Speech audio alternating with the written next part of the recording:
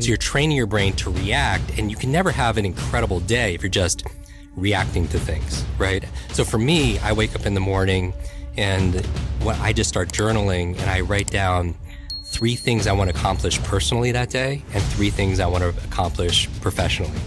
And it's different every single day, but I always begin with the end in mind. One of my favorite books of all time is this book called 7 Habits of Highly Effective People. And we've read this book. Some people are like, I have that book and it's sitting on my shelf. And it becomes shelf help, not self-help, right? Because nobody's actually like reading that book. Because so many people buy books, and I like to encourage people to read at least 1 book a week, because the average person reads about 2, maybe 3 books a year. But what I love about reading, number 1, is the best exercise, for your mind. And, it's like reading is to your mind what exercise is to your body. It's an incredible workout. And but most people, they don't take the time to read. But the other reason I like to read is if somebody has decades of experience in leadership, negotiation, entrepreneurship, fitness, and they put it into a book, and you can sit down in a couple of days and read that book, you could download decades of experience into days. And that's a huge advantage, right? Because leaders are readers. When I'm writing what I need to accomplish, I'm writing put first things first. Put first things first. Meaning I believe that the most important thing is to keep the most important thing the most important thing. The most important thing is to keep the most important thing the most important thing. Because a lot of people have a fear of failure or fear of success. My fear has always been, I don't want to succeed at things that don't matter. It wasn't so much about failing, it's about getting really good at something that didn't make a difference. And Stephen Covey talks about it like you're really good at climbing the ladder of success only to get to the top and realize that it's leaning on the wrong wall. And so if you begin with the end in mind, so I'm thinking about, my friend Clay Bear has this phrase about champagne moments. In sports, it's very clear when you're popping that champagne, what has to happen, your criteria. And for me, I think about if I'm coming back, at night and somebody asked me how my day was, and I was like, I crushed it today. What had to happen, working backwards in order for that to happen. And I think about 3 things professionally, 3 things personally. And so I write that down first thing in the morning, and then I don't check my phone until I get one of those checks done. Just at least one thing, and then I get some positive momentum, for example.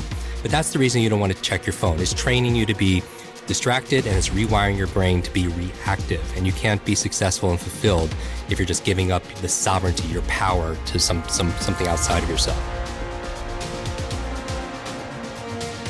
The third digital, supervillain, if you will, when we're talking about, digital challenges is, so you have digital overload, digital distraction, is digital dementia. Have you heard this term yet? No. You're going to hear this a lot in healthcare. It's basically where we're outsourcing our brains, our minds to our smart devices. Oh, this is why I can't remember anybody's phone number. Exactly. Yeah. I mean, how many phone numbers did you know growing up?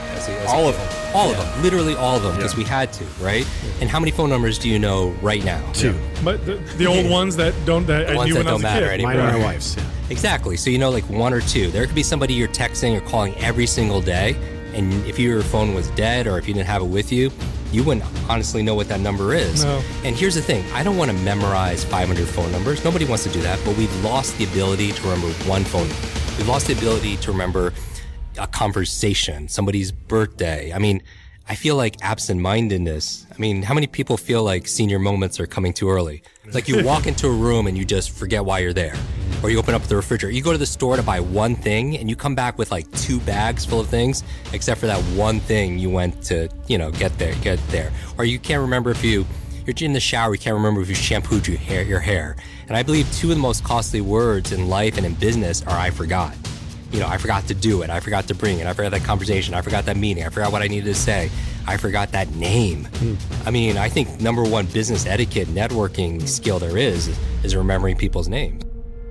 We don't realize how much time we're spending on these devices, right? When you go and you actually look at the numbers, when you look at your phone and you look at somebody spending 24 hours a week, on social media or whatever it is. I mean, people always say, oh, I have no time to read or I have no time to work out. It has nothing to do with time management. It's all priority management.